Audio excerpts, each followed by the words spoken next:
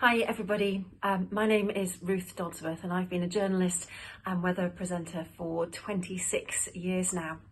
For over 20 years of that, I was living right here in the Vale of Glamorgan, and for 20 years of that I was living in an abusive marriage. A year and a half ago, my now ex-husband was jailed for 3 years and 6 months for coercive controlling behaviour and stalking.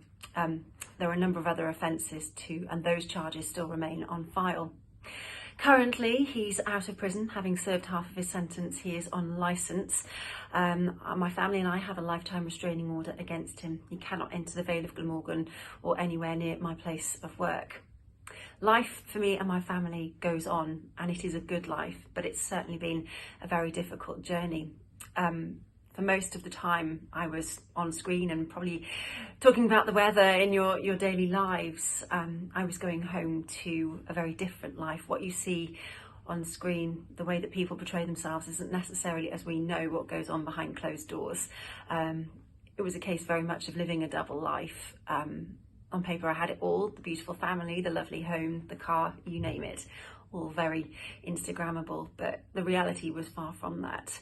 And really from the day I first met my now ex-husband, the warning signs were there: jealousy, possessiveness, which at the start of a relationship can be quite nice. It makes you think, well, actually he must really love me. But there's a line where that's crossed, and a line where that becomes physical and verbal. Screaming and shouting at first, but the physical abuse was prevalent really from very early on in our relationship, and it would start off as spitting or grabbing me by the neck, grabbing my hair, slapping my face. He broke my ribs. He was very sexually aggressive, and my children grew up really observing this, watching this happen, knowing no different. He frightened me, he frightened my children, and he frightened my family. And for a long time I knew that it was wrong. I knew I had to get out, otherwise one day he would kill me, but I didn't know how. And then nearly 3 years ago it escalated to one particular night where my children rang me and said, if you do come home, he will kill you. I didn't go home that night, I never did. I got me and my children out of there. Luckily I had family living close by, but so many people like me do not have that. It's been a really difficult time. My story's been laid out there for all to see. It's been hard, it's been humiliating, it's been degrading, because these are some of the lowest points of your life. And I guess what I wanted to say was, if it can happen to me, it can happen to absolutely anybody. And since my story went public, I can't tell you how many people come forward to me, even now on a daily basis, saying, well, because of your story, I now recognise in myself or in someone else or in my family, or my colleague, my friend. And I think that the days we're living in now, cost of living crisis, life is tough for so many people. And domestic abuse, as we know, is everywhere. And it's not getting better, it's getting worse. And it's happening to professional people like me. It's happening to people like you. It could be happening to people from different ages, different genders, different backgrounds, you name it. It can happen to absolutely anybody. And it doesn't just happen to that one individual, it affects everybody. It affects the family, it affects the friends, it affects the children. And I know from my point of view, if it wasn't for the help and support of people like you, I would be dead. I simply wouldn't be here. The police were able to save my life, and then the support and ongoing services have effectively saved my life since then, and certainly the lives of my 2 children, who are now aged nearly 20 and 17.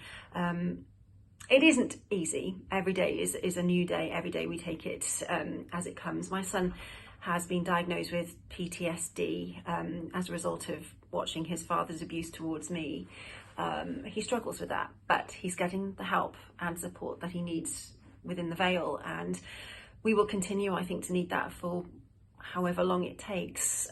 We almost need your help as much now as we did during the whole process, the whole 20 years of living with him, the whole arrest, the whole court case.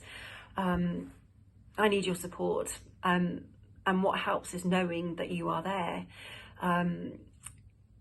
It's so important that you realise that you absolutely save lives by providing the support and the services that you do. And again, you know, I'm so grateful, because what you've done is enable me to live a life. And the line that you now know, life can be different, is so very true. You saved my life, you gave my life back, and you are allowing me to live a very happy life, because there is life after domestic abuse, coercive control. It's not easy by any means, but together we can help each other and we can save lives. You can save people like me, and I can't thank you enough, well, for listening and for being there and providing the ongoing support to people like me across the Vale of Glamorgan. So thank you so very much for letting me be part of your very special day. A new story, a new chapter, a new name, but together we can do this and we can save lives. So I send you all of my love.